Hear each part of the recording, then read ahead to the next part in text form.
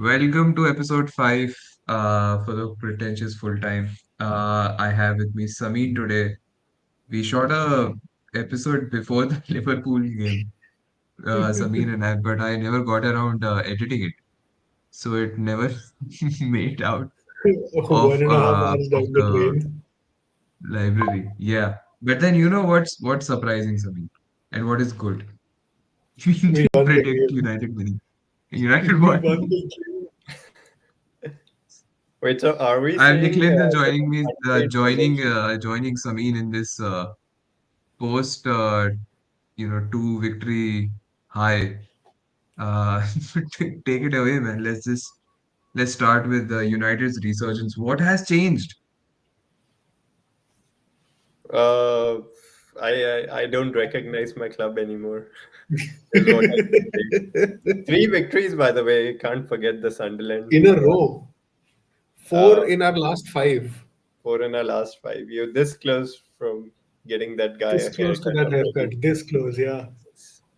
But what has changed? I mean, can't go past everything without mentioning like the biggest change, which is the goalkeeper. Which makes like I see the games now. Now he's playing like I mean, there isn't like that big a difference. You can see like he's doing normal goalkeeper things, uh, and those look amazing. So you know how United fans have just been starved off of a decent Oh, yeah. performance. Uh, I mean, I like when you mentioned that, like the first thing I thought was him, the goalkeeper, and then the next thing was uh, on Sunday there was like on Saturday there was the game, and there's like one shot which like grazes past the post. But on like the review, like on the replays, you see like him that like slightly touched it, and that made it like go past the goal. And I feel like if it's either Bayendier or Onana in that situation, I feel like that goes in.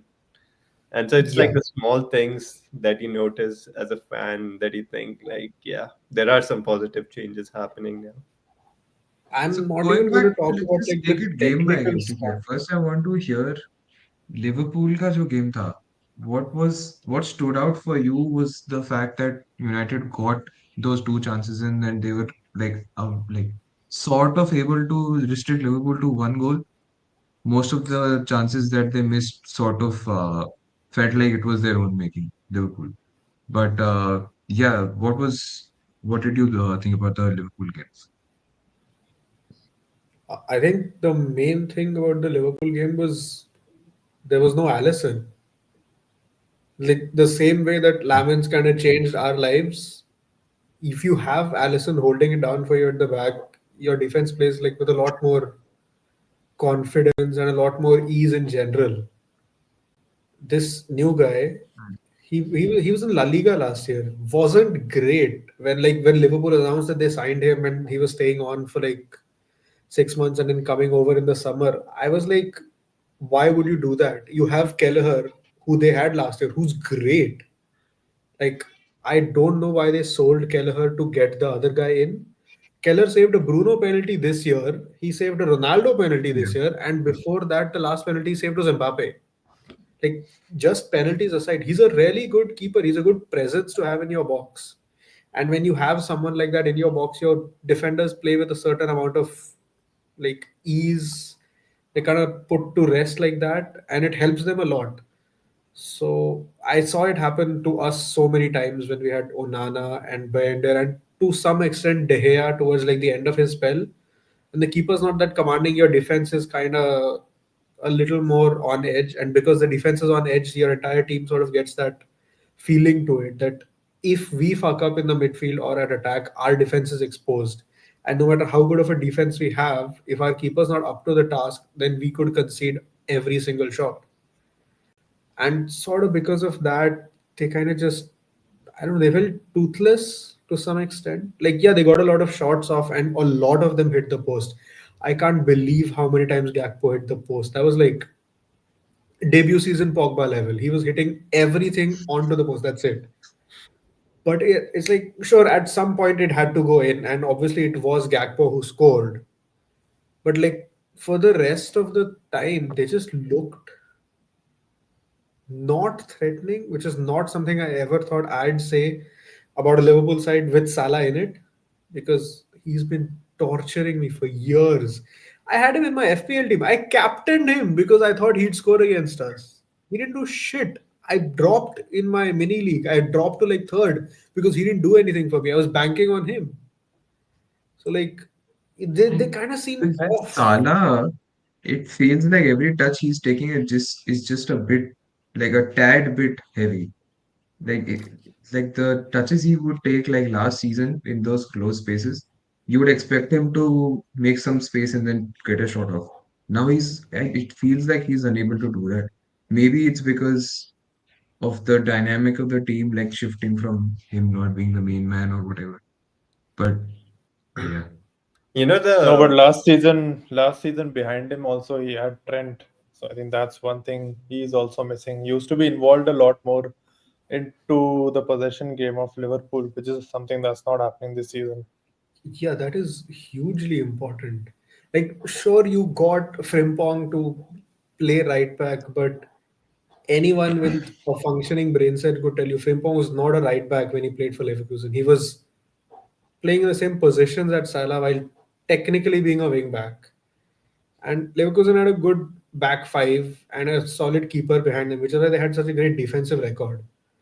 But the one game they lost in that, miraculous season that they had was because a left-sided attacker scored a hat-trick in the final. He was attacking Frimpong's side the entire time. Lookman, who got the hat-trick in the Europa League final, he plays off the left. He was attacking Frimpong relentlessly, and that's the only reason they won, because Frimpong cannot defend.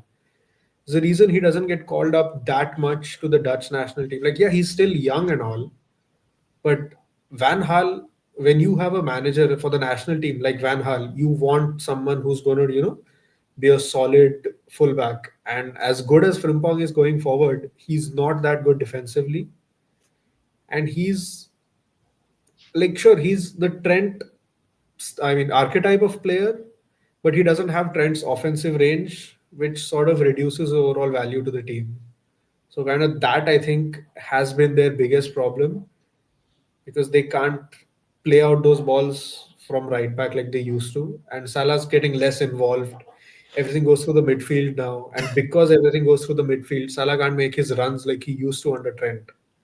Like he just knows that if Trent and has the ball, I need to put my head down and because run, and somehow the ball will be there. Frimpong's there and he's a bit, I would say, like shite at defense, then that puts pressure on Kirkis to be more defensive, which is not his game. And then it throws him off his game, that he's lost his confidence. Like Kirkis was, there was a moment where I think Van Dijk tried to clear the ball and it hit Kirkis' face.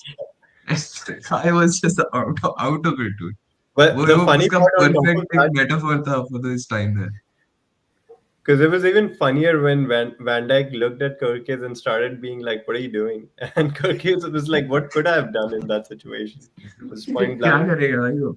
Yeah, but like couple things of what we've discussed, like is so the Salah thing, like the dip in form, is it? Can we say it as the same thing as when Aubameyang signed the thing a few years back, or you could say like the memes we were seeing this year of how we want Garib Rinku Singh back because that's when he was like prime. Like that is the contract signing an issue where he's just like, okay, I've secured the next few years and I can sort of like take take a step back. I don't think it is. I just just mentioning it. But the other thing I feel the real question would be with all these new signings for Liverpool, is it a case of just giving them some time to gel together to improve chemistry, or do we think like the players that they've signed don't necessarily fit the formation or play style, and maybe that needs changing? What do you guys think? It's a bit of both, no? Like both of these things are playing into each other. Because the players are new, this is not the type of football they're used to, and that is the reason they're not able to gel together and play well. I mean, even words. When I had that discussion with Samin, I told him that I think Birds will have a good game. But yeah, I don't know where he was. Like f- after the 40th minute, I felt like he got subbed off. And then later I found out that he नहीं है वो but I just can't see him anywhere. So it's just, yeah. Liverpool, it feels like now it's what, 4 games in a row Yeah. after I think After the Brighton. Brentford game. Brighton? No, Brighton, the United one. Brentford, yeah. They lost against Brentford yesterday, yeah, 3-2. Yeah, they lost 3-2 So against yeah, Brentford. And yeah, they've only won that one. If we're talking all competition, it's that one game, Frankfurt, where they convincingly beat them. And so that sort of makes you think, like, is Bundesliga worse than we think it is? And is it just like these two teams that are like really good, two or three teams at best? Because we know like Bayern is like solid, like we can't like fault them, but kind of makes you question the rest of the teams in that league. Yeah, yeah. Frankfurt's not a good team. I think last season you guys were also in Europa. Must know that Frankfurt's not a strong team. Even with Ekitike in that team, it was just okay. The defense is not that great. Yeah, Frankfurt's defense is really, really bad. Yeah, And the only reason we're talking about Frankfurt right now is because Glasner won the Europa League with them some 2, 3 years ago, right? yeah. Yeah, And three then years ago. because of that Europa League win, they've constantly stayed in the European places. They've like last year, the only reason they're playing Champions League football this year is because Ekitike was good enough in attack to make sure they kept one of those top three. I think Bundesliga has three places, yeah, four. Four, I think, yeah. Yeah, That so he was good enough for them to keep that top four place. And that's the only reason. The moment he fell off, I don't know where Frankfurt are in the table right now, but I'm not gonna say good things. I don't think they're very high. Moving on from Liverpool They're back to sixth, United, sixth in Bundesliga. sixth in Bundesliga. Yeah, They've it's not conceded a surprise. Liverpool won like they've what, conceded 5-1 against them 18 goals. The so only far. they are yeah. it's the third worst defense in the league. I No, thought you were mentioning their past number. it's the joint second worst defense in the Bundesliga. Yeah, the other two teams in question, they're Augsburg Wow. like, has conceded 20, they are 15th. Gladbach has conceded 18 and they are 18th. Frankfurt's conceded 18 and they're 6th. The only reason they're that high is because they've scored 21 goals. Otherwise, that's like the second worst defense in the league. Kind of puts And it's not, Liverpool's win into perspective. and they're like very passive Yeah. in defense. I saw this goal that Harry Kane scored like a few weeks back, where the ball kind of curls like this. Like it starts off well outside and then it curls inside to go like bottom corner or something. But if you look at that clip more carefully, you realize that there's 4 or 5 guys around him. He's at the edge of the box. Any competent defender knows if Kane has that much space, we're kind of fucked. But 5 guys are staring at him, take the ball, push it out, get enough space, and then take the shot. And none of them do a single thing about it. Like I don't think United's defenders have ever been this bad that they just watch someone take a shot and not do anything about it. Like their defense is really, really bad. I can't even put it into words. Going back to United against Brighton on Saturday. Surprising win for the. I thought United will lose against Brighton after their win against Liverpool because it was the classic route. But great It's been a long performances time all around. since it's been a long time since United Yeah, have not yeah. won against Brighton. Before yeah, yesterday, but before Saturday's game, Brighton had won three in a row at Old Trafford, and I think at three Old out of Trafford. four Yeah, away. 3 out of 4 away. Yeah. It's Hmm. like in our last 7, 8 games, they'd won everything but one, which was a draw. So like it was really, really bad going into that game. I was gonna say, I think the standout last performance. time I saw them win at Old Trafford when I was still in college. So it had been a few years, and it was Yeah. I feel like so Brighton, and we can even throw in Crystal Palace. In recent years, we've just been bad, like home and away against these teams. So To be it's honest, pretty up Crystal Palace has to kind of Liverpool. dominated Manchester in general over the last 2, 3 years. Hmm. Like I remember last year they had wins both. at United and City and the year before that, and they just kept winning. And I'm like, this is kind of like not normal. And that City dominance kind of goes back to some, I think 18-19 when and Andros Townsend scored some crazy volley from 10 feet Yeah, yeah, outside Yeah, the yeah. box or something. Yeah. Yeah. And ever since then, I haven't really seen City get the better of Crystal Palace. And I thought, hey, look, that's one thing we keep doing. And then we started losing to them also. I was like, this is too much.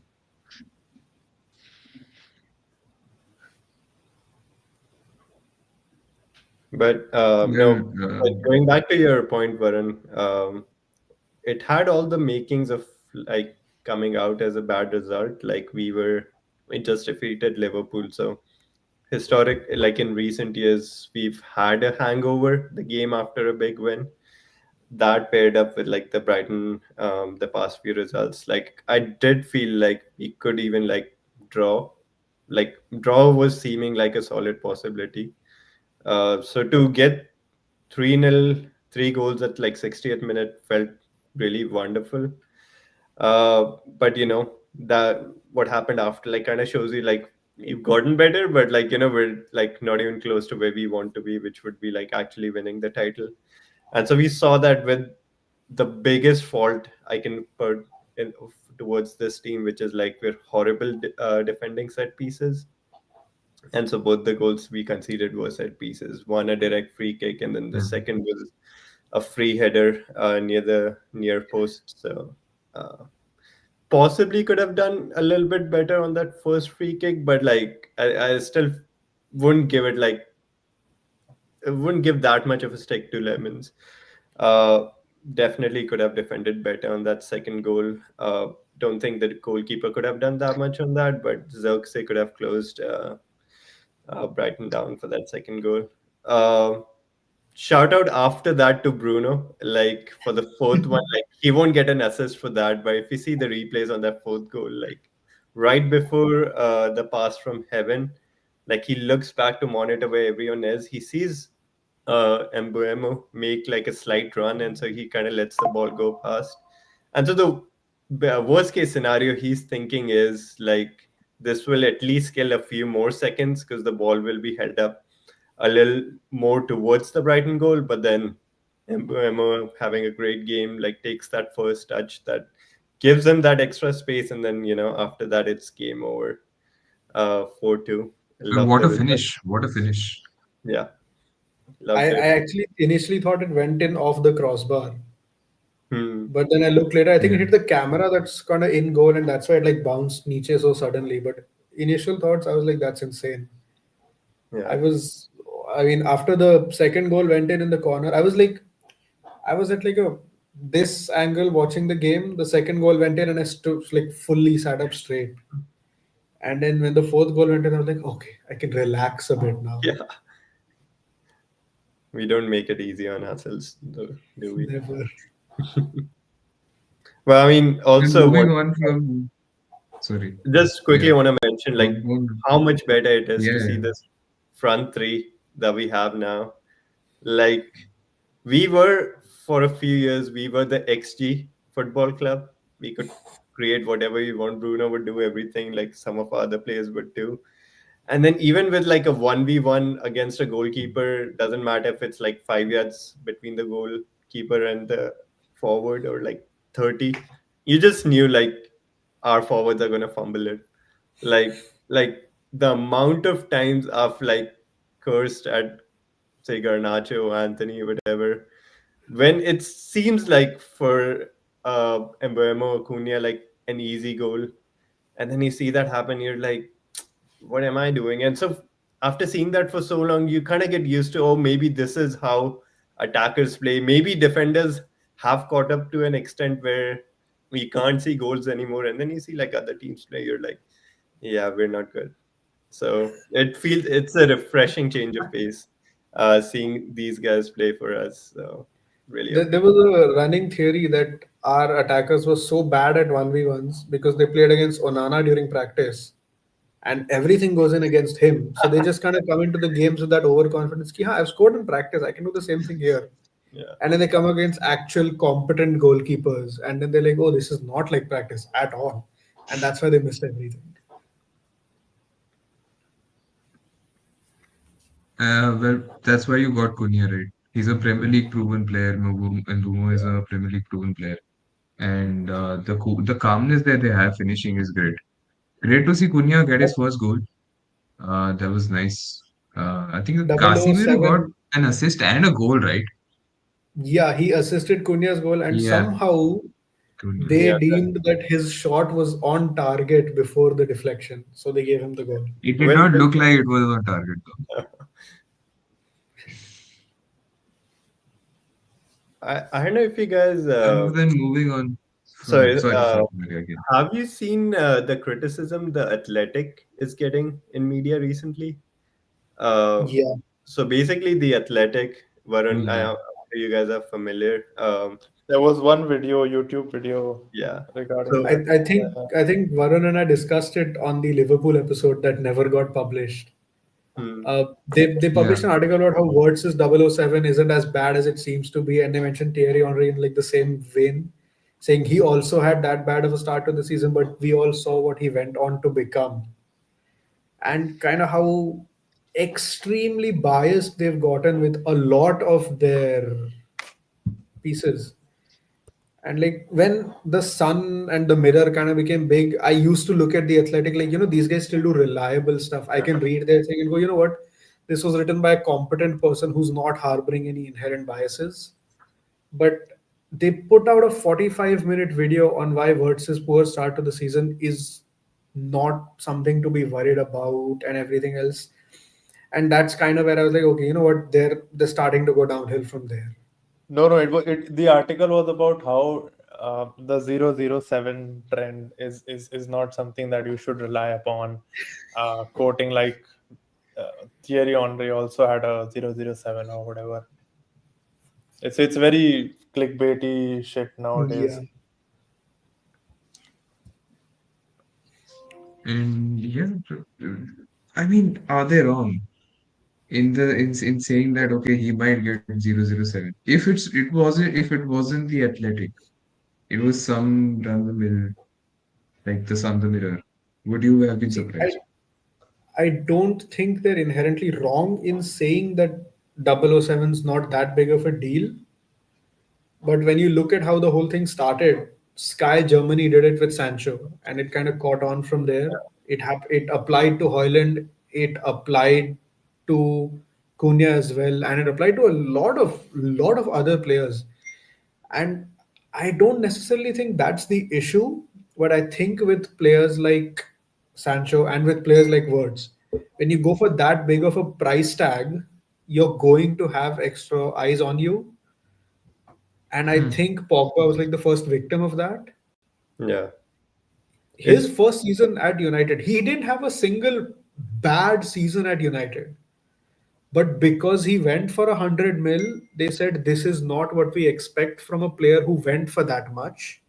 And so they deemed that his return to United was a disaster. But if you look at some of the other guys who've sold for more than him and look at the seasons that they've had, and you compare and you put context into it, you'd be, you know what, Pogba had a great time at United because everyone who sold for more than Pogba, barring Neymar to PSG and Mbappe to PSG, performed significantly worse than him. Grealish was worse at City.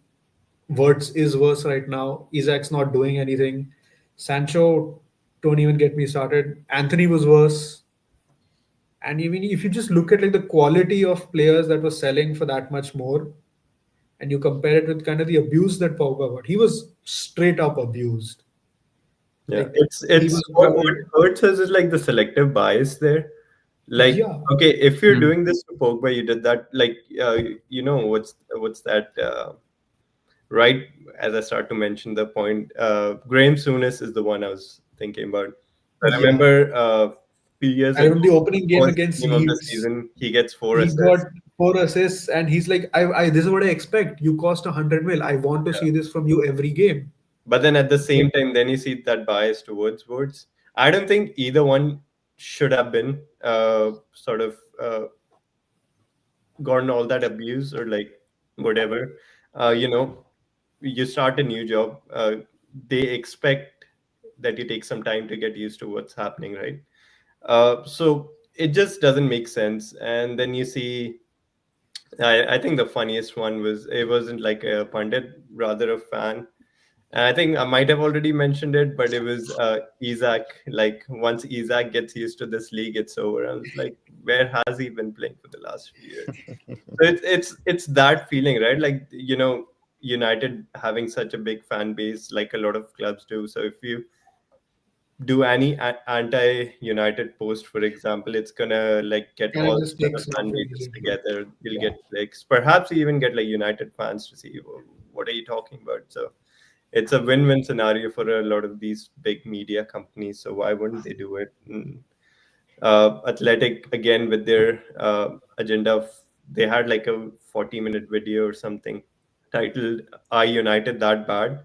And so throughout the video, they take up or like misrepresent statistics, come out with what seemed like wrong deductions from the statistics, and to ultimately say yes, they are bad. And so Footy with an Edge, a really good analytic YouTube channel, sort of dives deep into each statistic that is shown in this video, and they talk about how, like, if they've used a color scheme on like visual representation of data, that it doesn't make sense if we just look at it. And so that video sort of went viral, prompting like other YouTubers to comment on the Athletic and what's going on there. And they've been getting a lot of flack online. Someone researched and found out that it was bought a few years ago by like New York Times or New York Post, and it's only after that that the quality has gone down. So maybe it's just, another case of a good channel just dying because of out corporate needs, or uh, some sort of meddling in there. So it feels bad because I used to love watching those graphical videos of Athletic growing up, like different transfer lists. It was T4, right? I think Athletic had a YouTube channel called T4 Football or something like that. Yes. Hmm. Yeah, that was the one. Yeah. It still Maybe. runs. T4 still runs. They still have a Yeah, but it podcast and feels they different. make Like, videos. the old style has gone. It just feels different now.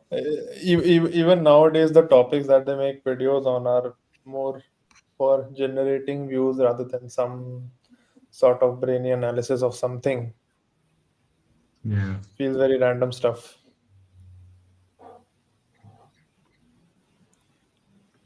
Well, moving on from United. United's next opponent is of course Spurs. We have Piyush joining us with No, what no, was no. a We good have week Forest followed first. by Yeah, are we not playing Chelsea next week? We have Forest I, first, I, we like I not. think he Sean means like the ultimate Acha, when is fifth Spurs in and then Sean United? weird start. Dyche's Is first it two home game gamings as ahead? Forest manager, and then Spurs. Spurs is the fifth game Ah, required okay, for the okay, okay, okay. winner. I see, I see, I see. But we have a valid question in the chat, Well, though, which is like, will Spurs stop the United star player from getting cut 2 weeks from now? Nah, I mean, just now we were talking about how bad United are at defending set pieces, and Tottenham this season have been so heavily reliant on set pieces. The Van Deven brace against Everton. Everton hadn't conceded a goal from a set piece in this season up until the game against Spurs. So that happened in that game. Lot of goals coming from set pieces or second balls from set pieces. And I think, yeah, that's one factor where I feel there could be an edge. And apart from that, yeah, defensively looking fairly strong. We have gotten so much better compared to last season in terms of managing game state. That used to be the biggest weakness under Ange's tenure. We used to either concede a goal too early, and then teams used to know exactly what to do, just sit back, because we didn't have any elite attackers. So it's not like we can sort of penetrate any defense that is sitting back Otherwise, we used to score goals and then concede, succumb to some comebacks, etc., etc. The one game that we had to manage, we did manage, which was the Europa League final. Thankfully, peak haram ball that. Uh, but yeah, I think we have gotten much better at that. We have come back from a negative position 2 or 3 times this season already. 3 times, I guess. Yeah, and even when we are winning, you nowadays, at least I am feeling a lot more comfortable that we're going to convert this into a result at least. So, question for you there. How much of it do you think is because of Thomas Frank? Like, do you think you'd be at the same place if Ange was still here this season? Would you be better, maybe worse off? What do you think? My guess is worse uh, because his philosophy was, when you absolutely have to win games, that's when you sort of can, adopt some strategies to get results. But usually, the philosophy and what he used to stick by very strictly was that, you play very high intensity football, hold a very high line, get advanced possession, and sort of try to break defenses down. So I think that left us very, very empty in the back. Just two I think defenders. I remember a Chelsea game that was Yeah, 4-4 because I that was the think most two red legendary cards and he game. continued to play the high line, like at Yeah, half line line, and at cross. halfway kind Yep. of high. And I think that's how Jackson got his hat trick. That was a traumatic game. Every game against Chelsea is just traumatic. So that season, in that game, Udogi got a uh, Udogi got a red card, or at least we saw like two injuries and two red cards. And then last season was the game when Romero and Van de Ven made it back into the team, and both of them got out injured and then disappeared for a couple of months. So Chelsea games have been traumatic for the last 2 years. Not United, but I'm more scared about next weekend when we face Chelsea, because that's when the casualties can happen and the season can suddenly change. Because if you see, the depth is still not there in terms of defense. We signed Kevin Danso, but apart from that, the depth is still not there. We signed two more defenders, both of them out with some sort of long-term injuries. Hopefully, we'll see them by the end of the year. But yeah, Romero Van de Ven are extremely, extremely crucial to maintaining that defensive stability for Spurs. So yeah, to answer your question, there are 2, 3 factors to it. One of which is obviously tactically, it was very intense. We used to leave a lot of space, not just in behind, but if you see the sort of advanced possession that we used to maintain. Um, so you have your backline, Romero and Van de Ven are placed somewhere near the halfway line. Uh, then there is not a lot of cover in between that advanced possession line and that back line also. So your opposition can place one or two players in between those lines also, and one probably a little bit closer to the center backs. And as soon as you lose possession there, you ping one pass, two pass, and you're through. So that used to happen a lot last season. Tactically, I think that was one weakness. This season, Frank is focused a lot on defensive principles, so much so that uh, creativity is lacking in terms of open play. But defensively, at least, things are looking much more solid. What that intensity also did was bring a lot of injuries. Now, that is very debatable on whether it was the style of play or was it a cursed medical department, maybe some Nimbu Mirchis that were missing from the facility or whatnot. But there were a lot of injuries. That's the fact of the matter. There still are a fair amount of injuries, and that's why I'm still quite confident on Frank, because we're missing a lot of players. We're missing Madison, missing Kulusevski. We did lose Son. We're missing Solanke. So if you combine all of that, uh, some at least 50 or so goal involvements combined from last season is what we're missing. Hence, that attacking wise creativity is missing. But yeah, at least we are making do with set pieces, so we're happy to be called set piece FC for the time being. Are you saying that Arsenal is no longer the best set piece taker in London? Is that That No, might I be the mean, case. It's it's still very much Arsenal. They rank 17th yeah, in terms of yeah, open play in chances open play. created this Yeah, season. Jesus Christ, man? 17th. They've created five chances from open play.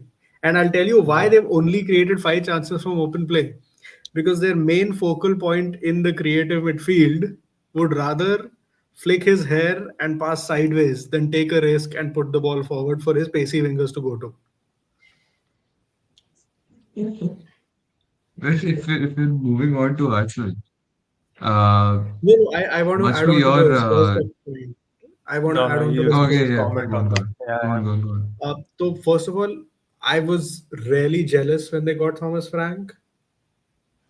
I thought if they can win a final and sack their coach, then the losing team should also do the same to maintain some semblance of shame. But we didn't, and we didn't get Thomas Frank. So I was really pissed. When they got Thomas Frank, when we didn't have Mbomo yet, there were rumors that he would sway Mbomo to come with him to Spurs. And I was pissed at that until we got him. A little happier. Then there were rumors that he could convince Visa to come with him to Spurs. And I was like, bro, what the fuck? He's raiding his old team. But see, the fact of the matter is Frank plays a pretty standard, bog standard 4-3-3. And his front three for Brentford, when Tony was still there, was fluid. They could interchange with each other, and which is kind of what I want from a front three. Neither Mbomo, Visa, or Tony were strictly set in their position. Sure, they'd start off as striker, right and left, but they wouldn't end the games the same way. They'd interchange, they'd, play between each other and everything. And one of Frank's best things at Brentford was he was very, very good defensively. He didn't have great names there, but they were solid at the back. I think they had like a really good defensive record last year where they were like almost, I think they were unbeaten at home for like a really huge part of the season. And a large part of that is because their defense was so good. So I was very jealous when Spurs got Frank. And I was like, okay, they're legitimately gonna be serious. They're gonna be a serious team now. And the second part, as for the United Spurs match 2 weeks from now, I think what we spoke about Varun last time about Gravenberch dominating the midfield, that could happen with Van de Ven.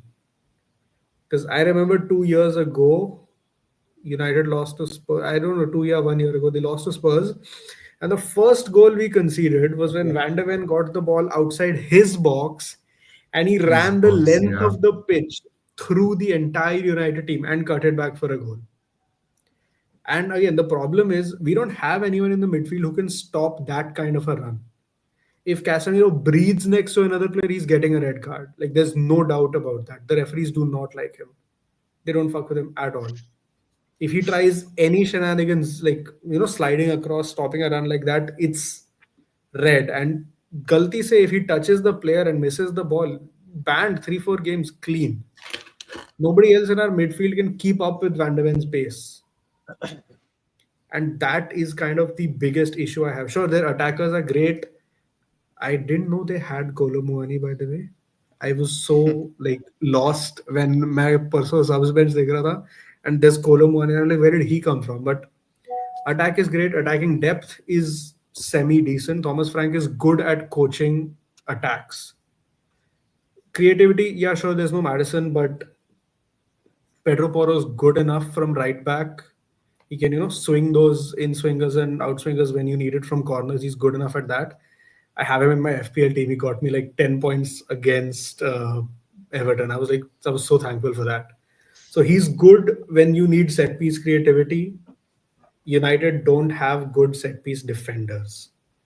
So if it comes down to it, the only two ways that I see major game changing problems being caused is cutting through the midfield or a set piece.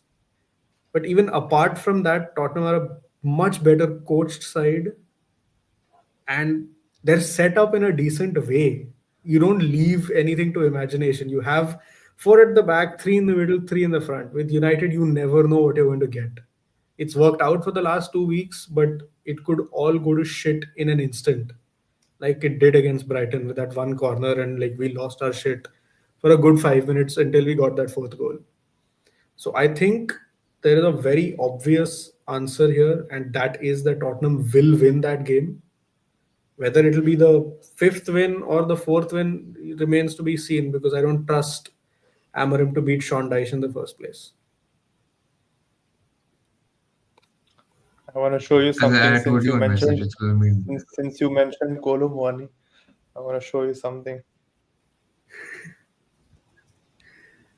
You'll have to allow it. Yeah, this is what it looks like now.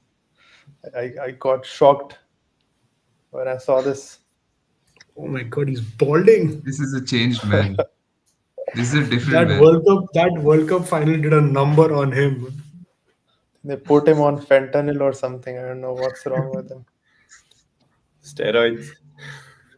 Yeah, It's I the don't London know. weather. It's the London weather. It's just very depressing overall, I guess. Yeah, Fine, UK is a good fine explanation example for of everything Britain. usually. Well, do you guys think Spurs finishes top four? Because going into the season, the signings that they made and because they had Frank, I thought, okay, this looks like a good top four side. Do you Pretty think there's a easily. space there in the top four? Pretty easily. Okay. It's possible, It's although I I wouldn't. think I would like. there's five Champions League spots, right? There are five this Yeah. time. I think. Yeah, It so I think depends. they get into the Champions Are there League. five? Is it? Yeah, I think they added the fifth one, right? Because I think Already okay. it's based on like the previous year's performances in all three the European leagues. I think we like English teams have done pretty well. Got it. Yeah, Got they've it. done well Because we enough won to it. get Yeah, yeah. fifth We spot. won the thing probably. That's why. Yeah. Yeah, Plus, I like, think I think it also might And be and some De- Declan Rice scored those two free kicks against Real Madrid. We must not forget. never forget. We must- And they beat PSG on XG yeah. also. Definitely. No, they beat PSG because Arteta was told that Arsenal was the best team. No one saw it, Yeah, no yeah. one heard it, Yeah, but Arteta was Luis told. Enrique told him. Luis Enrique told him Arsenal were the best coach team we played this season. That Luis win was Enrique doesn't promised to remember him. that he told him, but he told him.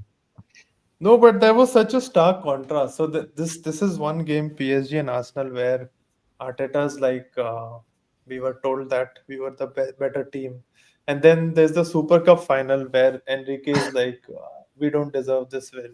We didn't deserve to win this game, and I couldn't believe what I was seeing in the Super Cup final, by the way. I mean neither man. Yeah. I had a flight that day, like really early in the morning.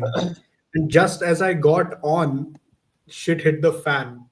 Like Spurs were up 2-0. I was like, oh my god, are they going to do this back-to-back trophies? And then like my flight took off, I went into airplane mode. I was like, huh, matlab 2-0 tha, 5 minute baki the. They're not losing this, right? Surely And not. then I landed and then I switched everything on and I was like, what the fuck happened here? Like that's the Spurs I know. Yeah. That's the Spurs I wanted in the Europa League final. Same. No, but overall, I think Champions League's definitely a possibility for Spurs, like a high possibility, like high 80s, like percentage wise. If it's a four position, then it drops a little bit, but not enough to panic. But I think fifth at the very least. I don't see Spurs dropping lower than that unless they have like a mad injury crisis. Like both their center backs and a midfielder. Unless like they lose all three of them, I don't think they go that bad. I'll tell you who's Yeah, missing but right I now. surely see We are them we are struggling with one defender. Yeah, we're Hmm? missing our left back. We're missing one of our center backs already. Two of our number 10s are starting striker. So that's like five players I'm already. so glad he's not playing against United. I don't think I can Yeah. stand to see one more goal and then some bitch ass anime celebration by the corner flag. Like, please, I've seen enough of that. He did it. He scored against us when he was at Bournemouth also, and every goal he'd go up and do some Naruto thing and he'd put on some mask or something. I'm like, please stop with the gimmicks. We're suffering already. I don't need to see more of this. And moving on No, from Xavi one Simons is club also a big in anime London to fan, the by the other. way. You'll see it from somewhere else, Who? maybe. Yeah, I saw Richarlison? they were at Arey, yeah. Xavi Simons is also, they were at the Demon Slayer Cup premiere, yeah. arranged by Solanki at his home. I'm like, yeah, this is the kind of shit I'd do if I was like really, really rich and had connections like that. And moving on from one club in London to the other. It looks like with City losing to Villa pretty horribly, and Liverpool losing to Brentford, Arsenal is in the title charge. They are at the top of the table for 2 weeks running now. 3 weeks running or 2 weeks running? I think 2 weeks running. Three. This Because the is going to be a international tough, break ka tough week was winter. one of them. The international break ka week Oh, was one yeah, of them because no games were played and nothing of changed. course. No, if I'm an Arsenal fan, I'm counting that. Yeah, So, exactly. That's a. three, I yeah. know Arsenal fans are counting that. That's why I said three. They are the kind of people who would count that. I mean, I Yeah, would count it that looks just like for the a bank. season that Arsenal is winning something. This can't fucking happen, man. I This is a swear, so man. good. Like I know they've been at the top of the table for what 2024. City looked different then. Okay, City looked different then. Liverpool does not look like a title contender now. It might be the result bias, but 4 games Our cannot be a only hope, result. our Something only hope wrong. is Sunderland doing something. You know how You bad what it you should is. do is Yeah, loan all of our it's best players to Sunderland, loan Haaland to Sunderland, dude. Yeah, loan like I think whatever. all three clubs, all three Yeah, clubs, send City, everyone to United, Spurs Sunderland. should get together. Loan them Haaland though venture Sunderland go. Please Although just I can't get them to win the imagine like the look in the Emirates if Xhaka's the one to stop them from winning a league title. Like, oh my god, the You Redemption saying, cup. you saying deliciousness. stuff like that? I'm imagining, like, let's say Sunderland is playing at the Emirates and they bring out the lineups, and like in a pure WWE fashion, they're like, "Oh, Haaland shows up for Sunderland." cashing It's his not- cashing in his remaining XG from three and games team. ago.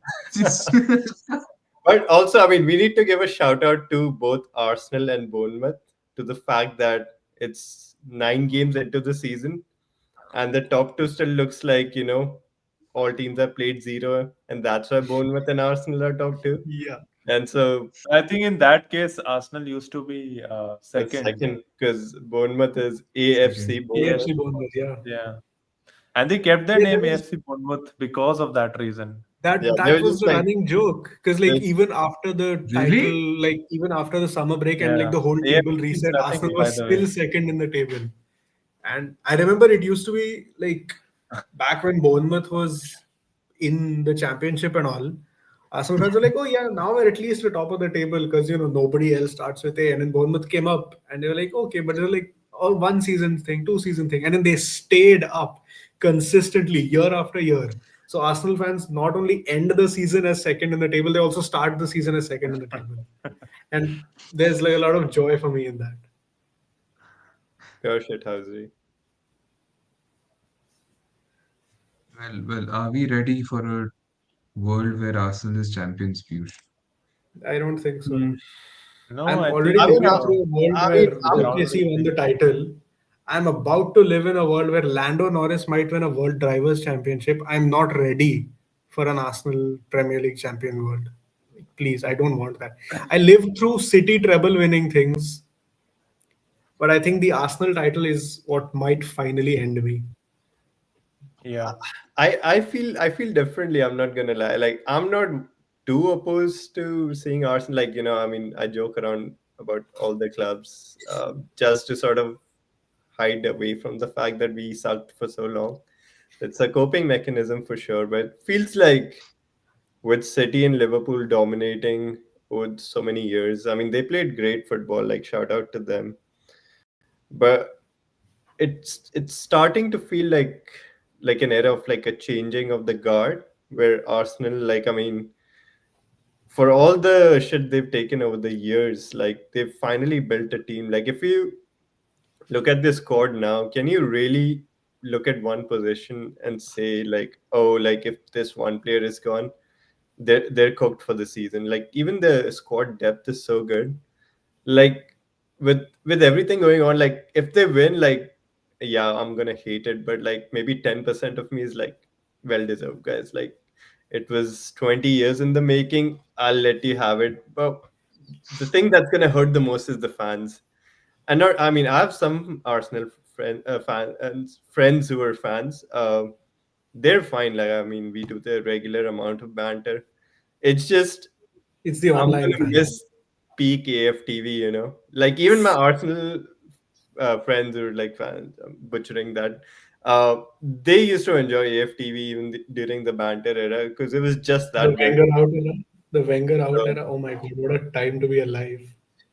it's we lost today because it's raining. It's raining for both teams. We uh, mustn't forget I'm it sorry, was rain. I've just seen Piyush's background. This is It's what will all of happen us, if man. That's Arsenal. all of us. But yeah, I mean, as much as there's like a feel good factor to Arsenal winning the league if they go on to do it, I feel like it's going to taint so much discourse around managers and how much time you should give them. Because, like, just because Arteta got 6 years and managed to win a title convincingly, if they do win it by more than 6, 7 points, it'll be a convincing title win. But you had Jim Ratcliffe say it a couple weeks ago on a podcast. Arsenal gave Arteta 5 years and now they're competing. But like it's already starting to taint the discourse around managers. Like just because Arteta got 5 years and is making something now doesn't mean every manager should get the same grace. yeah, Like you see top clubs do this all the time. Barca did it. They had, I mean, after Luis Enrique left, they had Koeman. He was horrible. They fired him. They got, who was that guy? Valverde, Ernesto Valverde. He was bad. They fired him. They got Koeman again. He was bad. They fired him. They got Xavi in. He was good. He did his thing. They fired him because overall he didn't get what they wanted, which was the Champions League. Now they've got Flick, who's doing things that they want, but things are not going great. They just lost the El Clasico. They lost to Sevilla a couple weeks ago. And if things go bad with Flick, I'd bet top dollar that Barcelona will fire him and move on to the next manager. I Like mean, when I you're a club who's used to like a sustained level of success, like Barca are, like Real were after Zidane, they did the same thing. Like United should be. I think Arteta winning the league with Arsenal after 6 years of waiting is the worst thing that could possibly happen, because that kind of lays the blueprint down that you know what, maybe we can do this. It's the same thing that happens with every United manager. People say, "Oh, we gave Alex Ferguson 13 years." Like Alex Ferguson was asked, people were calling for his head after 2 seasons, and they stuck with him, and we went on like the most dominant run ever seen in the Premier League. But just because one guy was able to do that doesn't mean everybody else is going to be able to do the same thing. And a lot of these owners don't get that. Like I think Ratcliffe's entire interview where he said, "I'm going to give Amarim 3 years because he's shown me something," and Arsenal gave Arteta 5 years and this, that, and now they're competing. Just because it worked for one doesn't mean it works for the other. And a success for Arsenal, while great for their fans and great for the team and whatever, feel good story, whatever, it's going to permanently ruin the discourse around a manager's job security and how much leeway you should give them, especially at bigger clubs. Like smaller clubs hire and fire managers all the time. Watford have gone through like 50 managers in the last 2 3 years, and nobody really gives that much of a shit. But big clubs need to find a manager who plays their way, and Arteta's whole thing kind of just counteracts that completely. And it's going to set a precedent to other managers as well, that we can be a little shit to start and not really show massive signs of improvement, and people are going to stick with us because that one guy did it that one time. And I think that's a horrible precedent to set. I mean, I Another strongly precedent feel that would about be this. horrible to set is Arsenal fans being more joyous. which I can't stand personally. I'm We have really got. glad I don't know any Arsenal fans in real life. I How did hope you I get don't that? ever. We should call an Arsenal fan once on this Please podcast, please. Yeah, I'll It would ask be some of fun. them. do tell me when you do. Yeah. 2 hours in advance No, so we that don't need I a don't show up. sensible one. We need like We a need a I tie, dialogue. think I think. I Yeah. think a sensible Arsenal fan is like an oxymoron. Yeah. Fair enough. Doesn't happen. It Happy, does not Uh, exist. happy Man United fan Yeah. and Seven Arsenal I fan. see what you're doing there, Piyush. You're not wrong, but I see what you're doing.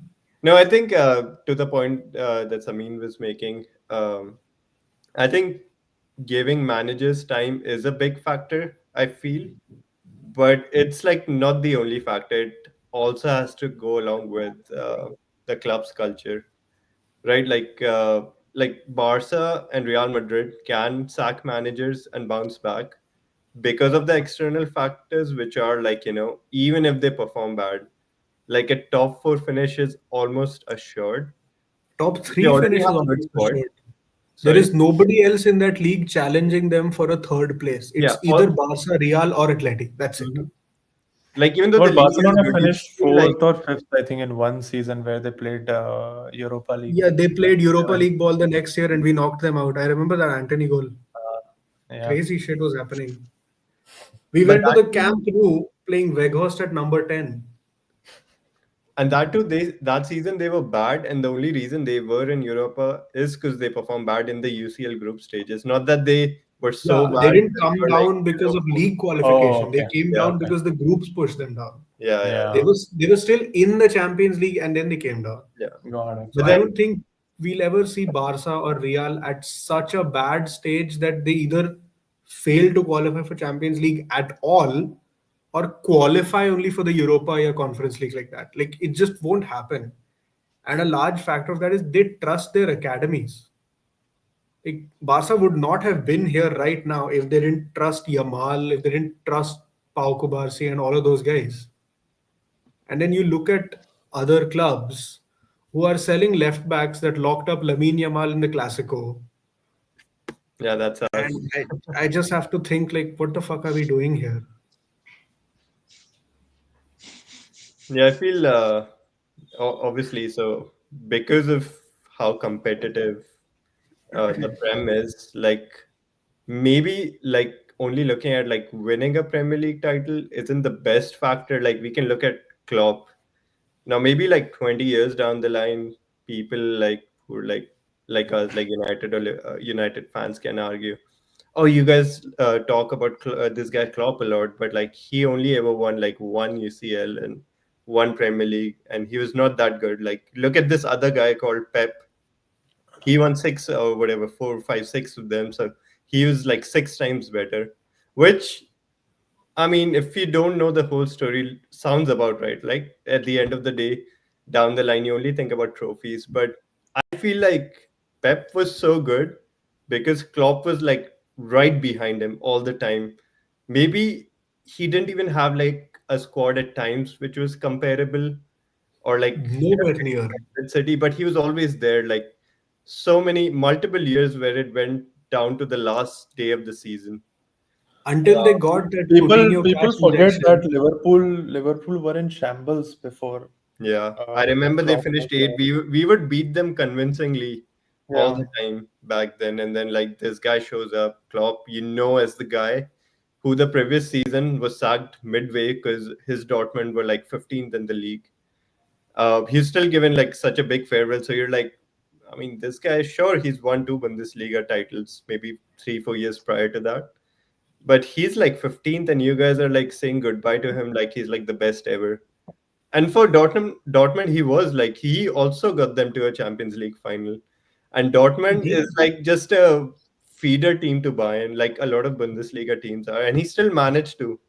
You have to remember, like the main, like Mario Götze, at the day of the final is already known he's going to Bayern Munich. So if a Champions League finalist is like that, just selling their best players and still making those like Lewandowski. unfortunately against Real Madrid scored those 4 goals, and it can't just be the players. So he had the dog in him, and right now, so for the same for Arteta to achieve, he does need to win titles, like the big ones, maybe a UCL or a Prem. Without that, we probably won't, even Arsenal fans down the line may not And be. it's not just that he needs to win those titles, he needs to do it with his squad to make his whole thing seem worth it. Yeah, The only two trophies he has right now are a Community Shield and an FA Cup, which he won with Emery's The squad. Emirates Cup there's is Emery's the one goal. you're No, the missing. FA Cup, the Emirates FA Cup. Mm-hmm. I remember because Aubameyang was Oh, Yeah, celebrating yeah, and he yeah. dropped the bottom He of it, dropped and the, he won yeah, that. because he Yeah, left FA early. Yeah, Cup and and he won Community that Shield, with both were in Emery's squad. COVID. Yeah, he Yeah, didn't do it COVID with year. guys that he got in. He did it with guys that Emery left behind when he was fired. So it's like for Arsenal's whole thing to be worth it, and for other teams to potentially look at the future and say, you know what, this guy was trusted, this guy was given time, he needs to do it with his own players. And that's like the other side of the give him time thing. Because we saw what happened when Ten Hag got his own players in. He was basically laundering money for his agency. He just bought guys who were represented by the same agency, so the agency would pocket all the agents' fees, and it did nothing for the team. He bought guys from Ajax who did nothing for the team overall, and it kind of it puts that whole give a manager time, don't give him time, let him bring his own players, bring players that the director of football tells you to bring on a very knife's edge like that. It could go either way depending on how Arsenal's title charge goes this year. Yeah, no, I want to add shortly on this. So what? So two things about giving manager time or cycling through managers largely depends on how stable your foundations are as a club.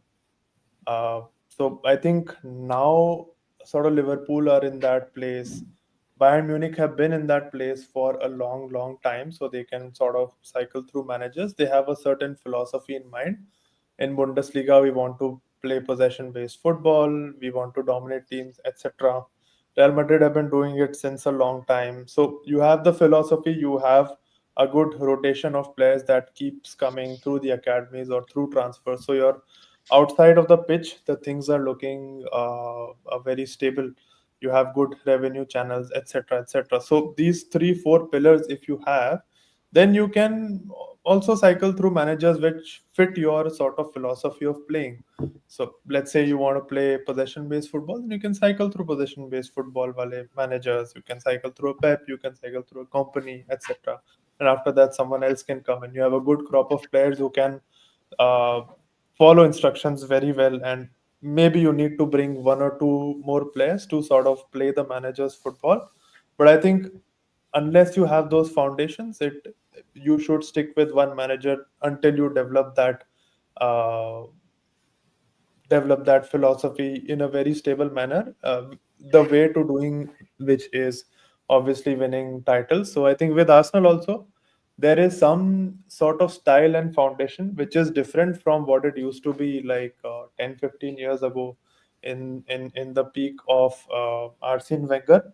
But now there is some foundation there. If it can be backed up with titles, which shows that it's a successful philosophy, then even Arsenal can sort of cycle through managers. And I think that's the lesson that quite a few clubs miss out on. That outside of the pitch, you need to first make things stable, try to have a winning philosophy outside the pitch, then you can sort of cycle through managers.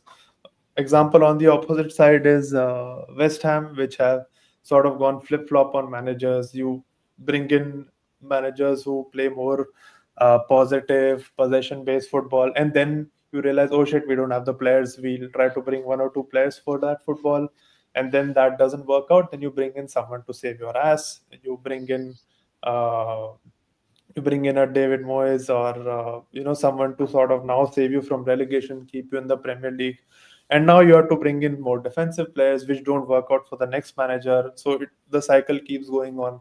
So I think outside of the pitch, until teams figure out what is the right philosophy that we want to go for, till then they should be sticking with one manager to one right manager to figure out what is it that they want to do. Funnily enough, that's exactly what's happening at United right now.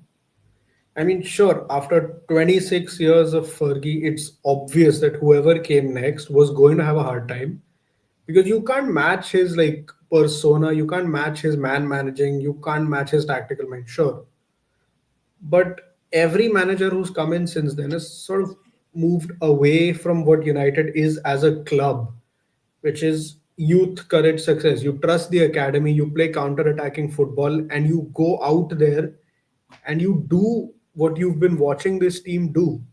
We saw Solskjaer do that for 2 years. And then one June night with rumors of Ronaldo possibly going to City upset that entire balance that he built in the squad. They got Ronaldo in, and because of that, they had to get rid of Dan James, who was kind of doing a solid job at right wing. And then it sort of delved and devolved into like a clash of egos. And after Ineos took over, it was basically just let's get this brand as big as we can. And football will be there, it'll bring us money, but let's make the brand big first. And Amarim's the farthest possible thing from United's entire philosophy, which is what the club was built on.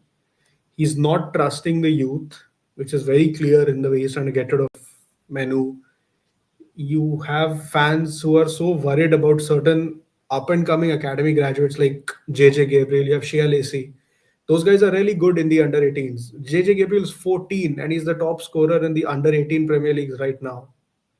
Shia Lacey is a great, great talent. They're calling him the reincarnation of George Best and whatnot.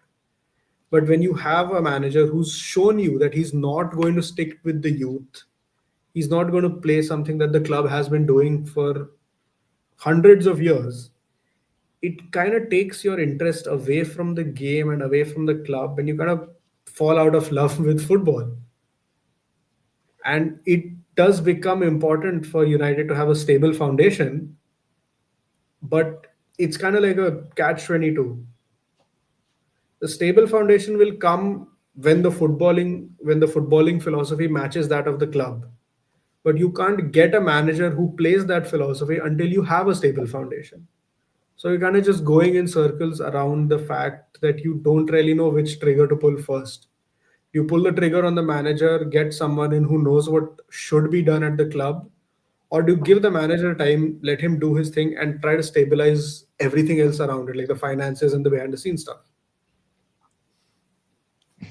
But do you guys think this situation of young players not being used a lot in the teams and being sold for a profit, more of a systemic problem because the way that football I feel is functioned right now in England is that young players will be sold for a profit, and then those young players will they maybe go to another club, a feeder club, where they develop their talent, and then once they become really good, you buy them for a lot of money. Then they come back to their Premier League or wherever, and then they sort of try to play in that team. Do you think it's more of a systemic issue or is it more a club to club issue? But there's so much football to play. I don't know why clubs can't sort of trust their academies more, because you're playing so many competitions, so many games everywhere. Every passing season, it's just more football. And ideally, what it should have led to is more development within the club. But what it's leading to instead is you sort of try to bring more and more players in, uh, which then leads to you trying to see, where you can balance the books. And then what you said, you try to then sell your younger players for profits, which is like pure Pure profit. profit. It's pure profit because you spent nothing to get them into the club because they came up from the. That's what United have been doing for the past 3 years. James Garner was sold for pure profit. Ilanga was sold for pure profit. Alvaro Fernandez was sold for pure profit. Rashford is going to be sold for pure profit. McTominay was sold for pure profit. They're going to do the same thing to Bobby Manu. He's going to be sold for pure profit.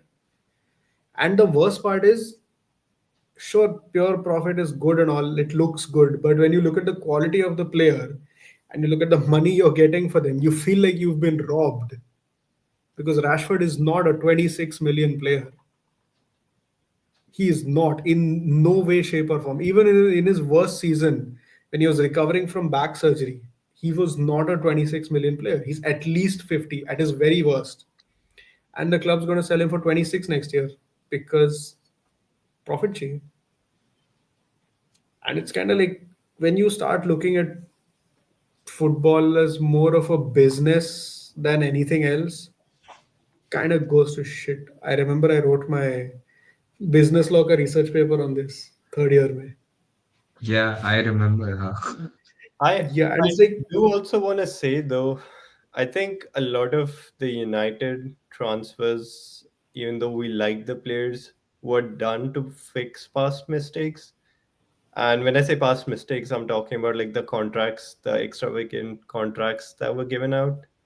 Not necessarily Rashford might sound like a bad example, but certainly you can look at like Sancho. Like we've loaned him out for free oh, just so yeah, we I'm can get very his. glad Sancho's gone. Like, as much as I love Ollie and I would very much like him back at the club because of what he knows and how perfectly this squad Yeah. is built for him, one of his biggest mistakes was getting Sancho into the club because the idea of what Sancho was at Dortmund versus what he turned out to be at United was zameen asman ka farak. To to be And fair, because of that 120 that we splashed on him, yeah. we couldn't get like the defensive midfield that we wanted, which the top of his list at the time, if I remember correctly, was Declan Rice and Moses Caicedo before he went to Brighton.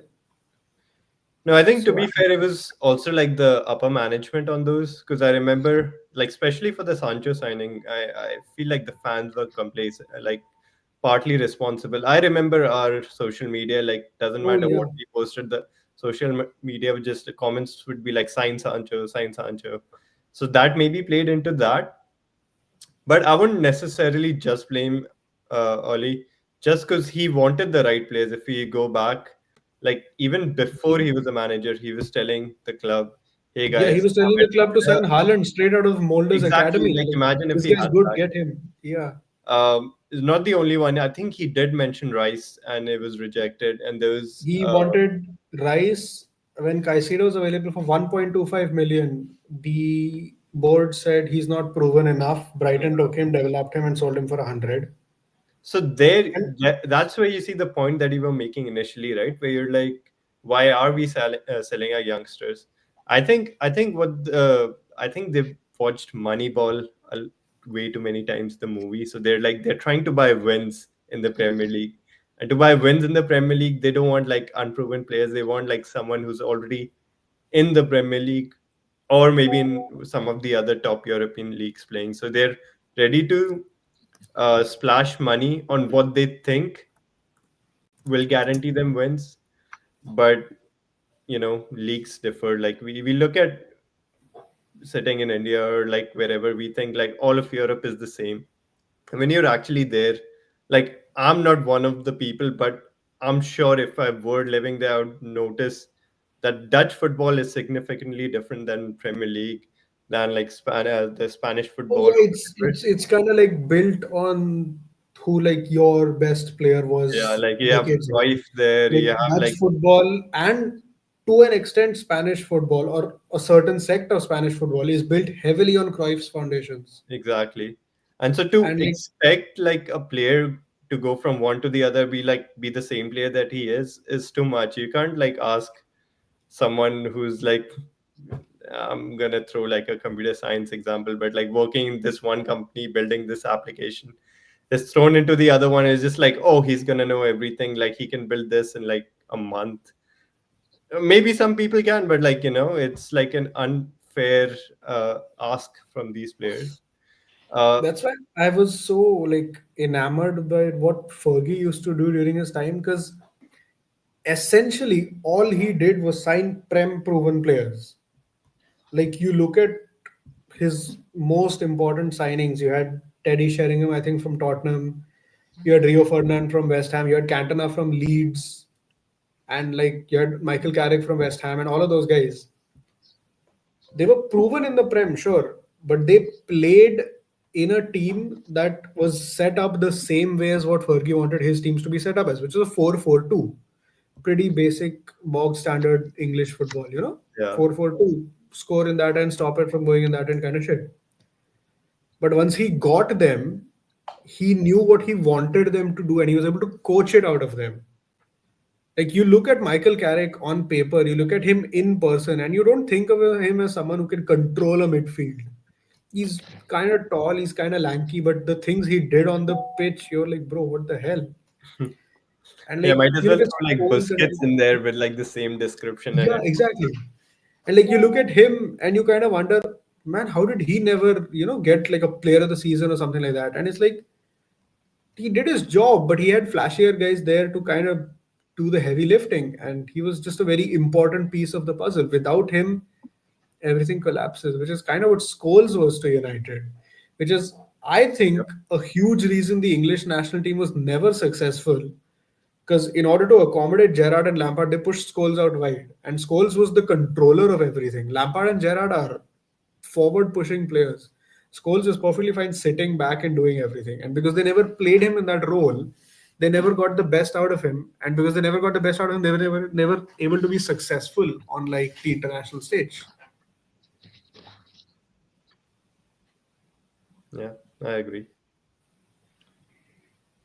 Well, with the week's actions wrapped up, I thought it'd be fun to go for our predictions for the player of the season in the Premier League, the PFA, of course. Uh, who wants to go first? Let's do player Is of the that season tough? and young player of the season as it goes. Yeah, yeah, yeah. I actually have two sets of predictions. The predictions I made before a single ball was kicked, and the predictions I have right now. Okay. Go for Samin, it. then you go first then. Yeah, so I mean, I was pretty high on either Salah or Haaland getting player of the season because it was kind of hard not to see them doing well. And as much as Salah's not doing well right now, Haaland is still like sure he's blanked once. He's blanked twice. He didn't score against Tottenham and he didn't score against Villa. But otherwise he's got what 13 goals in 9 games. And it's kind of hard to look Yeah. past that. I think if he continues this and City get a top 2 finish, he's a pretty easy lock for player of the season. And as for young player of the season, before the season started, I thought it would be Lucas Bergwijn because I saw what he did in the Europa League final. I watched He a few didn't play the Spurs final. games. He didn't play the final. Who was the Nah, he blonde guy didn't in the play the final final. then? Who was the blonde guy in midfield? Richarlison or what? He was injured in the final. Oh my god, there was some blonde dude running around in the final. I'm like, oh my god, this Bergwijn kid is good, man. But No, like but I yeah, saw I okay. saw like quite a few Tottenham games before the Europa League final and like when Bergwijn was kind of playing because I remember he scored or assisted against United in the away game at Tottenham Hotspur Stadium. And I'll admit a bit of this is kind of based around his FIFA card, but that card was not bad last year. Like he was kind of non-rare or something, but shit, he was useful, man. And I was like, Yeah. Lucas Bergwijn could be a solid pick if he recovers in time and he's kind of given a more important role in the squad because Thomas Frank coming in would sort of give him that free flowing eight kind of role. So I thought it could be Lucas Bergwijn at the start of the season. But if Arsenal win, I think I'll go for MLS, Miles Lewis Kelly. Pretty high on that right now. He hasn't MLS started has a been lot of good. games this Uh, season, I think. MLS. no, I'm has not come sure. in as a substitute. Because, yeah, Calafiori is on left and Timber is on right. I don't think he has started a lot of games. Yeah, but They given do how rest Calafiori here and there and then start yeah, Skelly. Mm. and given how quickly Arteta's squads tend to burn out, I think business end of the season he's going to get a lot of game time. Not only because of like the burnout and Especially all, in but the Champions League, I think. because he can play multiple positions. He can play left back, but he can also play in the middle of the park.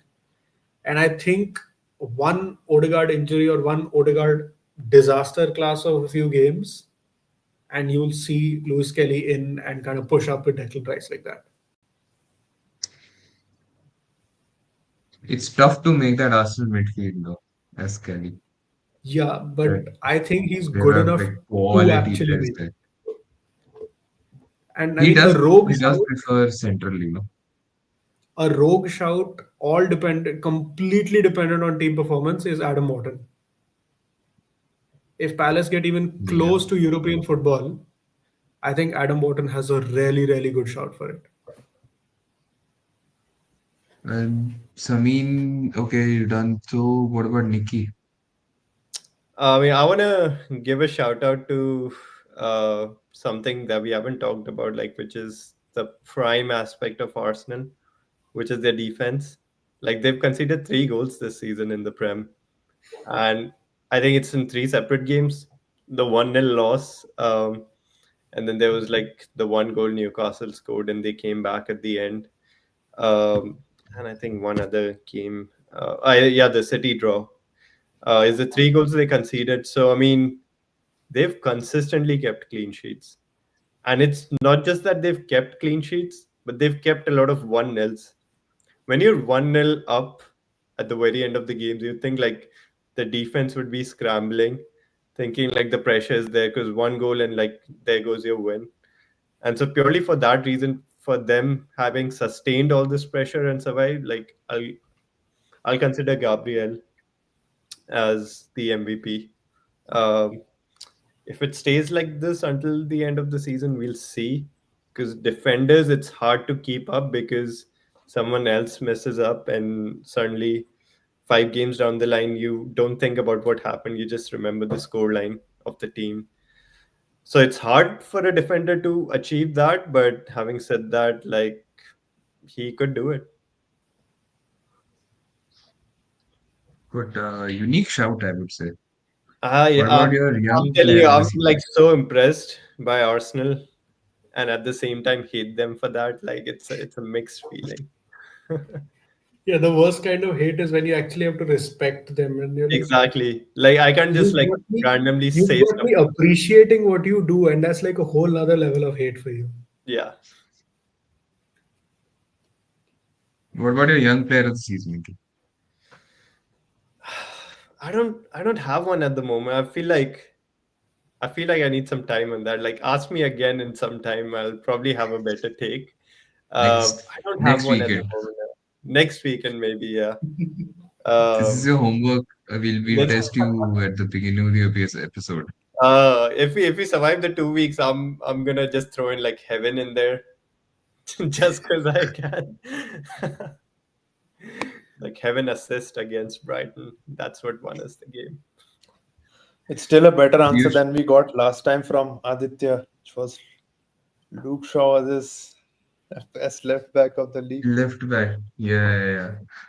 I mean, to No, be but fair, see, we did tell He's him it's the a young really, season. the, Luke the Shaw, really, really, the really, really funny thing is, this is a World Cup year and a contract year for him. The oh yeah. last time we had an international tournament year and a contract year was the COVID lockdown season, and And he Shaw did was lock playing down some of the attackers of the other team, to be fair. yeah, Shaw was playing some of the best football I've ever seen from him. So with a World Cup and a contract year coming up, you might genuinely have a shout that says Luke Shaw is the best left back in the world, not seem that outrageous. It's like you improving yourself when appraisal season is coming.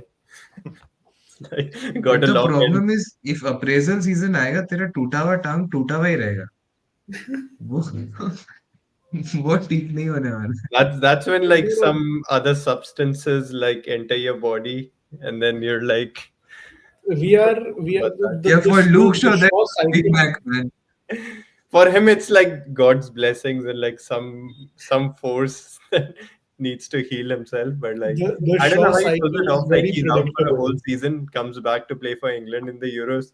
There's like, all right, guys, I'll see you again in Yeah, 6 months. the Shaw cycle is very predictable. Yeah, like I don't International know how year, he manages it perfectly.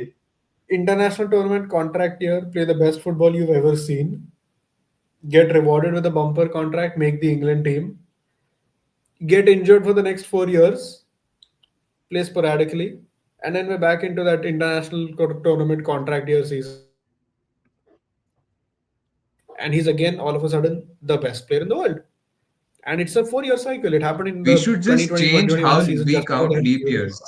We should just count leap years whenever Luke Shaw has a contract year, essentially. Yeah. The main reason he made England's Euro squad because Ollie had him looking like Roberto Carlos out there. He scored the first goal in that Euro 2021 Yeah, final in 2 minutes left. third minute, Crazy. purely because Ollie had him playing so well that people were thinking, bro, is this like the best left back in the world? Is he better than Robertson right now? Like There were that's the kind of people football he was playing. comparing him to Ashley Cole back then. Bro, It's he it's was that hilarious to see. good. I thought we had Like sure, Marcelo region sure trying to. he had all that fat and all, but he was moving. You remember that goal against City where he took it from Henderson, Yeah, yeah, carried it yeah, the yeah. length of the All pitch, the way. played a 1-2 with Rashford, and then scored a left footer going away. Yeah. And I was like, Away. this is I was Luke like, I Shaw. didn't know we signed a new player. Who did Yeah, you? like is this Luke Shaw I'm looking What at? Luke happened to Shaw the with the other two guy? broken legs? Crazy. And then Piyush, what about your player of the season so far? I'm kind of torn. I think I'll go with Semenyo actually. Semenyo has been really, really good this season. Absolutely destroyed us in that game. And wow, what a player, man. I mean, I hope we spend that 100 mil or something and sign him. He's just wonderful. I He is guess world class. Proper, He is proper all world he player. class. needed was Yeah. that abuse at Anfield, and he was like, "All right, I'm Yeah. in." Single-handedly, actually, at Anfield, it was brilliant performance after performance after performance. And he's just behind Haaland for the top Yeah, he's goal just scorer. And behind he Haaland. also Yep, has three yep, assists. So it's quite yep. insane. I think he has like goal contribution every 70 minutes, which is Yeah, insane level output. very, very good. I was looking at all the young players that I thought would be the young player of the season. Morgan Rogers or a bunch of them actually. Paps are also from Spurs. He's whenever he has played, he's been beautiful.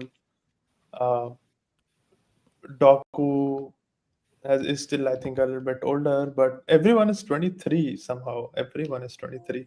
Is I like Ismail Assar also from Paris, but I think he's older. He's like 26, 27 or something. Yeah, yeah. A lot of players are a lot older than I thought. So for young, I'd say it's wait, who did I pick? Fucking forgot. Wait, what was I thinking? Yeah, so do two goalkeepers get this award? Because I wanted to pick the Sunderland goalkeeper for this also. Robin Lewis has been Yeah, I think we can get that. Sure. leading, Yeah. yeah, leading in terms of saves in the league. Very, very, very good goalkeeper. One of the many reasons why they're doing good. Another shout, if Chelsea are able to fix their defensive problems, then I think Esteban also has a good chance. He has been quite good this season. He's had a good season. The winner Yeah, against Liverpool, The winner good, good against move. yeah, Liverpool. beautiful. Yeah. He has settled in well in the league. Actually, coming from Brazil, it's usually you see that's like the perfect archetype for a player that will And he not has settle taken in up that well. the baton that I thought Gittins would take up. Yeah, Like actually, Esteban has been so much better than Gittins. I don't understand Chelsea's logic in going for Gittins. They have Pedro Neto, who's I don't a know. And head then down. after they got Gittins, they went for Garnacho also, which was a bit puzzling. Yeah, yeah. So Hmm. Pedro Neto's a head down, run fast, don't care winger. Gittins had a little something about him, but that was at Dortmund, and I'm applying heavy Dortmund tax here because I saw what happened with Sancho and I saw what happened with everyone else. They have Garnacho, who's a head down run, not even run fast, just head down run winger. And somehow beach mein you have Esteva, who's the opposite end of the spectrum. They sold Madueke, who's a very good player. I don't know why they sold him. He's a damn sight better than all the attackers they bought in this window. And selling him And they at let the go age of someone on the 40, right side when they bought everyone on the left. They they want sold Palmer to play in Madueke the from the right number hand 10 side. position, but he ends up playing in that right position. Yeah, Yeah, they sold Chelsea, I don't know Madueke. what is going He's on. around, I think he's 26, 27 something, and they sold him to Arsenal of all teams. Yeah. Like Arsenal's Ars- biggest Arsenal weakness, Arsenal Arsenal's has biggest been Chelsea's weakness dumpster was all this time. Arsenal's biggest All this weakness time, was yeah. if Saka's injured, we have nobody to play that right wing. And then they got Madueke, and they're like, oh, now we are literally like the perfectly built team. We have no weaknesses anymore. And he stepped up when Saka got injured in the middle. So Exactly. Like yeah, that scored the depth. whole point of not giving them Madueke was when Saka's injured, they will go to shit. And then they gave him the one guy who's best suited to replace him in that position. And then he stepped up and he did it. Yeah. And then you have Chelsea over here with Garnacho scoring, sitting on the billboards, giving away the ball for the And equalizer. then losing. Bro, that goal that they scored, oh my god. But they're Yeah. like, Someone, you remember that someone trend put from a like timer. 2016, that Mannequin challenge. black bird in the city, whatever that Yeah. song was, and everyone Yeah. was Oh so, my god. felt like on that Someone put a second goal for Sunderland, someone like put a that would timer happen. on the screen. It was 7 seconds before the defenders moved, and they only moved because the other attackers came in. They had two guys on him, and they didn't move for 7 seconds. That's almost as And bad as the Harry did Kane you guys thing. watch the Chelsea match? The Sunderland Chelsea match? Xhaka was dominating. Xhaka was everywhere, bro. He was Telling he you, he was going on Sunderland, forward runs. He was playing the Sunderland ball picking up deep. Xhaka because of Ten Hag's terrorism is one of the biggest Yeah. wins of the summer. Xhaka saw Ten Hag coming. He's like, I don't want to play in his 306 midfield. And he left. Early And start for team of the season contender, Xhaka. I I mean, think pretty easily. I Definitely, honestly think pretty easily. And 100%. it won't have anything to do based off of Sunderland's performance or anything else. It'll be based on the pure fact that he's elevated them to a level where they are currently sitting second in the table. yeah, Like because I you mean, look at you look at Sunderland and you think, oh yeah, 6 easy points. They go back down in the season. They come back up next season. We take 6 easy points and they go back down again because that's what they've been doing for the last God yeah, knows how many years. But then he came in. He has the leadership. He has a disgusting left foot. I'll be very honest. He almost scored against United. He got that some long range bullshit off. I think And he I've has seen hit it, one of those long range against us, like yeah, against us away. De Gea let it go in. It was in this kit. I remember it because Bruno gave the ball away. yeah. And fans were calling for Bruno's head. How can you give the ball away in that position? Like, oh my god. But like Xhaka's presence, kind of like that captain's mentality, all the abuse he put up with at Arsenal, he's kind of used to shit not going his way. And like the way he's rebounded after leaving Arsenal, winning the league with Leverkusen and whatnot, he could be a really, really early shout for a team of the season thing. I think an instrumental uh, player in keeping Sunderland up this season and honestly feels like Sunderland is here to stay. Not If only until keeping unless them things up, go horribly, horribly wrong, I don't yeah, see them he's going down. not only keeping them up, but he could sneak them into like the Conference League or something next year. Because And it would be insane to like get there are promoted not and get eight a teams Conference in League the league. position There are in the not league. 8 teams in the league better than Sunderland right now. Like that's just not possible. You have Arsenal, Bournemouth, Spurs, City, Liverpool. Obviously, even if they're doing really bad, they're not going to be worse than Sunderland. And that's about it. You have 5 confirmed teams. Where you could throw Villa in there for 6. These are the 6 teams I can confidently say are better than Sunderland. The rest are not. The rest, it's just a matter of right place, right time. Because if not, Sunderland could very easily finish 7th or 8th and sneak a Conference League spot. Well, moving on, my predictions of the player of the season. I I feel like I'm Oh being yeah, we biased when forgot I to say ask him. Haaland. Varun, what are your predictions, my friend? That's why I asked myself, Piyush. I feel very biased when I say Haaland, but I think he deserves it because he's a monster this season. Yeah, Uh, it's it feels kind of like if like, not for Haaland, we would have been like lower, much lower down the table. yeah, Yes. it's kind of the fact that even in his worst season, he's probably going to put up 33 goals or something. And you're like, Yeah, in that's good just the conscience, standard from him. yeah, you cannot, in good conscience, not consider him for player of the season. Like, City could finish 18th tomorrow, and he could have a 40-goal season and still be with a very good shot of winning player of the season. Like, he's doing his job, which is scoring goals. Exactly. But the second pick that I had was Semenyo. Uh, After I saw Bournemouth's game against is it Palace, I Liverpool. think. Palace and the one before that. Semenyo is just a beast, yeah. Matlab, the intensity that he has when he's running with the ball. He had this goal, I think in match day four. I forget the Liverpool. team against who they were playing. Liverpool. It wasn't Liverpool. They beat Liverpool He 2-1 away drove from on the home. left channel, made it as far as the touchline, right? And then from there, he cuts inside again and then just finishes through the keeper's legs. So, yeah, I think he should get a big move. Maybe not this January, definitely Bournemouth won't sell him.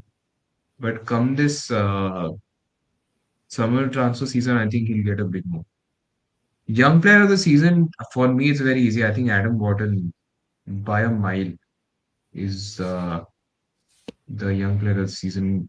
And the surprising bit is that he does not look 21, just not just from his face, but from like the way he plays. He does not play like a 21-year-old.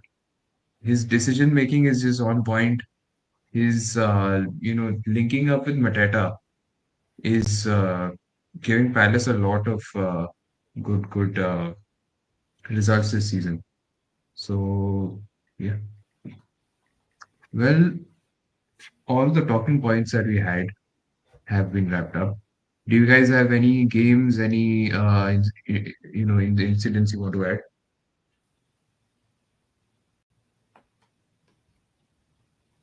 Not really. Not really, no. I think we covered I a lot. have one.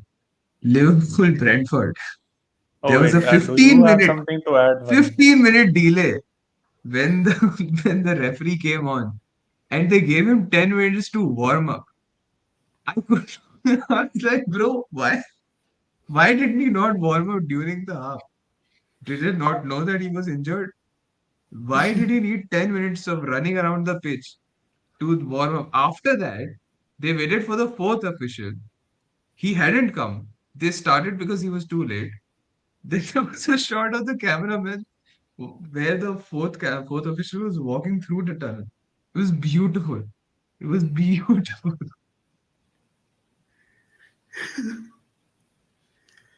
Wait, I do have a question. Which player from non-English leagues, like any other four of the top five leagues, do we think or do you guys think gets a big money move this winter to a team that is legitimately contending for Champions League football? Like, have you been following enough of the I other I four mean, if leagues to? my concern is if he's really doing that great, that player probably doesn't leave in the winter. He probably leaves next summer. But having said that, let me think of some player. Because I have like two to three shouts very easily. I see someone splashing a lot of money on these guys. The first is Angelo Stiller, plays for Stuttgart. Holding midfielder, solid dude. He doesn't look 24. He's got some big ass bulbous nose. Last photo I saw of him, he had a receding hairline, but like he's so good in their midfield. He was so good a couple seasons ago when Stuttgart made that really bizarre challenge, like brief challenge for the Bundesliga title, with Gurasi scoring like 20 goals in the league and then Stiller was kind of holding it down in midfield. I think Stiller's due for a big move, depending on how many teams want a miniature defensive midfielder. He's not that big. I think he's kind of 5'8" ish or something. But I wanted us to sign him so bad. I think if Stiller. teams take a risk on him, he could be really, really Yeah. good for them. I think if Yildiz wants to leave Juve, he could go for a lot of money, and I could see Chelsea buying him. Because Chelsea's recent trend is you find a young, exciting winger, you throw 70 million at him. And I could see Yildiz go for a lot if Juve either change philosophies or fuck up to such an extent that he feels he's not valued there enough. And third one, honestly, this is not a rest of the top four leagues ka thing. But if Ekitike continues to be undervalued because of Isaac, I think he's out next season. Because he's comfortably right now the better player. He gave me more chills on the field than when Isaac was on against United. And he's Oh, kind of, I played against us. yeah, he came on as a sub with words and he But was did kind he of play killing. against us? No, I just meant like you're right, like to the point Yeah, that and the worst part is he has like he output. grew up a United fan. If you go back through his old Yeah, Twitter, he's talking about Rashford, he's calling Anthony Martial the best French player he's ever seen. And like everything points to him wearing United red, and I really want to see it. The same way I want to see Cole Palmer in United red because he is a United fan. And I feel like United are really screwing up this opportunity. You have guys in the league who were fans of yours and you're not signing them. You could have had Sterling, who grew up a United fan. You could have had Palmer and all those guys. But yeah, I think these are my three picks for guys who are not essentially like a big move, but like a move where they'll be more valued in the future. I think if Tottenham run out of attacking steam, they might sign like Nico Paz. Nico Paz No, that's has not been gonna good. happen. We tried No? in the summer. He's going to Madrid, Okay. 100%. Is he? Wow, yeah. Yeah. He's a So great Madrid player, has man. a same jerseys, Madrid different. has a buyback on him. Madrid has a 30 million or so buyback on him. He's not Oh, going wow. anywhere. This I didn't know. We reportedly we offered like 60 million or so for him, but didn't happen. 60 That million. does sound like a good price, man. Yeah. 60 And for Real Madrid have a 20% or so sell on Sell. also. Yeah. So they could have made money or whatever. And we could have sold him back to them or whatnot. But okay. Some scheme could have worked out. I really liked him. He's doing so well. Wonderful player. So will all that wrapped up? Well, that today's episode is maybe has gone for a bit longer, but hey, we have to talk longer so that we can come to terms with the fact that Arsenal's going to win the Premier League this season. On that note, uh, there also, by the way, there is also another stream tomorrow, guys. So the El Clasico episode is going to be out tomorrow. Please join us if you have any thoughts and Shit, man, comments I that would you have want to loved to add be up. there for the Classico episode. Oh, you It's support going to Barca? be. No, There will be a lot of Barca supporters, a lot of Madrid supporters. So it's going to be like a fish market, I no, would but say. I walked out of the El Clasico with a But Rashford assist. So like, there's this warm feeling in my heart. Fair. on that note, thank you for joining. Thank you for all the people who commented. Thank you, Samin. Thank you, Nikki. Thank you, Piyush. And this has been it.